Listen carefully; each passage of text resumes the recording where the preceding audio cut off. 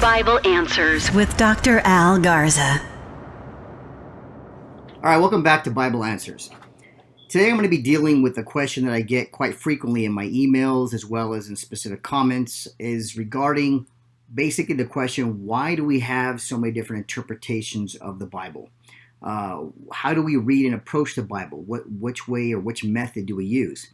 And this question comes because there are a lot of different denominations out there. There are a lot of different groups that interpret the scripture a specific way regarding specific beliefs. Now, if you want to have a good understanding of the Bible as a whole, you got to understand that there's two parts to this. There's the Hebrew scriptures, what is called the Old Testament. And of course, you have the New Covenant or the New Testament writings as well.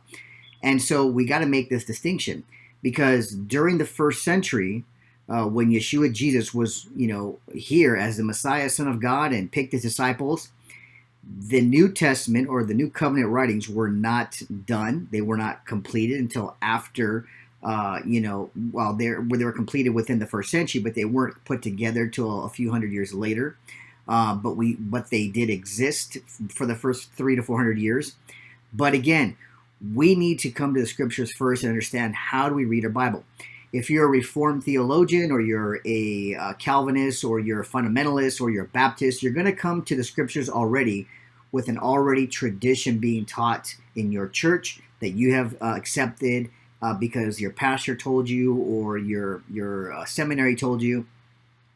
And so what I like to tell people is, look, if you want to know how to understand the Bible better, start with the Hebrew scriptures. Start with the Old Testament. Get a firm understanding and a good grasp on this, on what the Torah, the first 5 books, mean and understand to Jews at that time.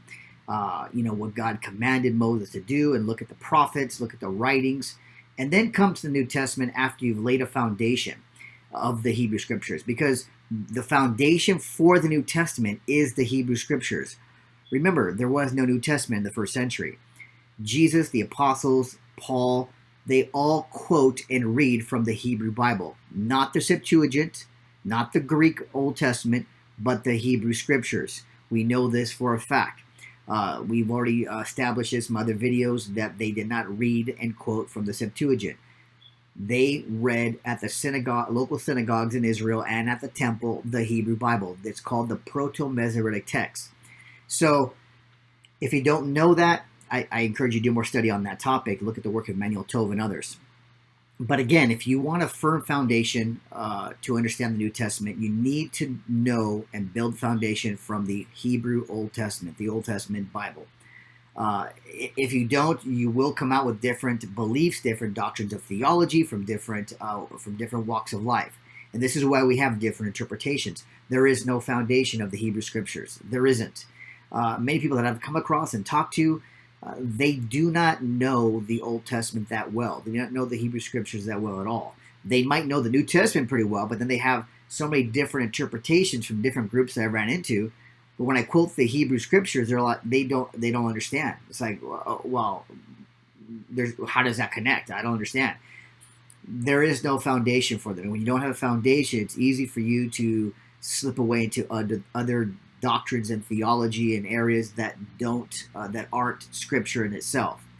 So I always tell people to do that. Start the Old Testament, even if you want to start there and then compare the New Testament in between. That's fine. Another thing I encourage you to do is, whenever Jesus or the apostles or Paul quotes the Old Testament anywhere in the New Testament, go back to what they're quoting and look at the context. Look at it as a whole. What are they quoting? What's being said there in the Old Testament, and see how it's being applied and used. Most people fail to do that. Most people will look at a quote of the Old Testament in the New Testament and then build their own interpretation. And they do not go back to see what Jeremiah was saying or what Isaiah was saying or what the Psalms were saying.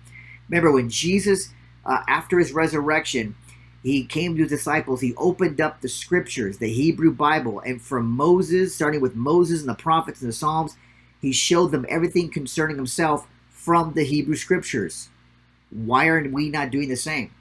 The New Testament is the witness of the gospel message, of course, and of what the life of Jesus and what happened afterward. But their foundation of the first century of Jesus, the apostles, and then Paul, was the Hebrew Scriptures. That's why in the book of Acts all they quote is the book of Psalms and Moses and the Old Testament, the Hebrew Scriptures. We need to be well grounded there too. Let me quote Paul to you regarding what the Scriptures meant to them, the Hebrew Scriptures. Here's what Paul says in 2 Timothy 3:16. And most of you know this, but I don't think you really understand it if you haven't really really looked at this in detail. In verse 16, all Scripture is inspired or breathed by God. Now, all Scripture, this is not talking about the New Testament. The New Testament was not completed then, and it wasn't formed then. He's talking about the Old Testament or the Hebrew Bible. We shouldn't be calling it the Old Testament. It should be called more the Old Covenant or the Original Covenant, because that was the original covenant given by God to his people, the Jews, in which he established it through Moses and the prophets. But he says all Scripture, the Hebrew Bible, is God-breathed and profitable for teaching. Okay, profitable for teaching, for reproof, for correction. So we got for reproof and correction. We got teaching, reproofing, and correcting. For training in righteousness. Okay, good. Training in righteousness. So it can be used to train ourselves to walk in a righteous way. So that the man of God may be adequate, equipped for every good work. So you want to be equipped for every good work. You want to be adequate. You want to teach. You want to reproof and correct. That's what the Scriptures, the Hebrew Bible, is for. It's for those things that Paul laid out here. So if we're not using those same Scriptures for reproofing, correcting, and teaching and bringing men up in righteousness to help train in righteousness, so maybe we may be adequate and brought up as a man of God, then there's a problem. The New Testament is a different witness that we use, demonstrating that the Messiah came, the gospel message, death, burial, resurrection, under the new covenant, the New Testament, versus the original covenant that God gave. So but if you're not grounded there in the Hebrew Scriptures, as Paul makes clear about what the Scriptures were for, they are God-breathed. We don't throw it out. I've had people tell me, oh, well, why do we need the Old Testament for? It's done away with. Well, then you need to throw out the New Testament, because all the New Testament does by Jesus, the apostles, and Paul is quote the Hebrew Bible. That's all they do is quote it. So maybe throw the New Testament out, because that's all it contains a lot of, is proof who Jesus is through the Hebrew Scriptures. The witness of the New Testament is the new covenant that we can now take from and read and see what Yeshua Jesus taught as the Messiah, what the apostles, how the early believers grew, and of course the letters that Paul is giving to us about the Hebrew, because all Paul talks about is the Hebrew Scriptures in his letters. He quotes them. So does the epistles and Revelation. So we need to be grounded in the same foundation. I tell people, learn the Hebrew Scriptures, learn the Old Testament, read it, get grounded in it, and then come to the New Testament, and you'll understand it better that way first and foremost. If you're going backwards, if you're looking at the New Testament and then interpreting the Old into the New, or interpreting the Old under the New, then you're a backward reader. And that's not how they did it in the first century. Remember, this is the first century writings that we get in the New Covenant, the New Testament Scriptures, but they quote and reference the Hebrew Scriptures for correction, reproof, and training, and for teaching. So we can't throw it out. We need to know it, learn it, and then use it to see how the New Testament is to be understood. And until we do that, we're going to have different interpretations all over the place. This is why we have Calvinism. This is why we have fundamental, Baptist churches and organizations and non-denominationals. And we have all these different views of interpretation about different things. Because most of the time, not all the time, but most of the time, they're not grounded in the old or the original covenant of God, the Old Testament, the Hebrew Bible. They're not, and they're not familiar with the how of the Torah, the first 5 books, and familiar with the language of the Hebrew and how they understood certain things. They're not. So a lot of times they fail with that foundation, and then they get caught up in different winds of teaching and doctrine because they're not grounded by the Hebrew Scriptures.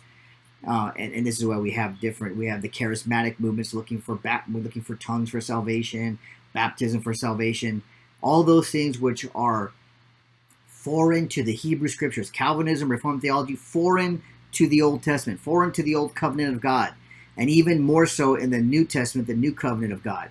And I say that because, I studied this tremendously and did a lot of research and looked at how they understood the Hebrew Scriptures as the Jews into the New Covenant. Paul being a Pharisee, all of those things are foreign when it comes to Reformed theology, baptism for salvation, the gifts of tongues for salvation. They're completely misunderstood because they don't know where it originates from. It originates from the Hebrew Bible, from the Jewish people, from the Israelites, those who preserved the Scriptures in the language, in the Hebrew language of God. Not the Greek, not the Latin, not the German, not the English, but this was the language spoken by not only Moses and the prophets, but also of Yeshua, Jesus himself, and the apostles and Paul, Hebrew. So we need to get back to the foundation so that we can have a better understanding of what the New Testament is trying to tell us. So I hope this helps. I know it might stir a little bit of controversy or confusion, but listen, if you have a question, I don't mind dialoguing with you, having a discussion with you. Leave the comment here, or you can email me. I have no problem. Please like and share this. We need to get more people grounded in the Hebrew Scriptures as a foundation so we can build the New Testament and the teachings there right above it. So again, I hope you enjoyed this. My name is Dr. Al Garza. This is Bible Answers. Thanks and God bless. Bible Answers with Dr. Al Garza.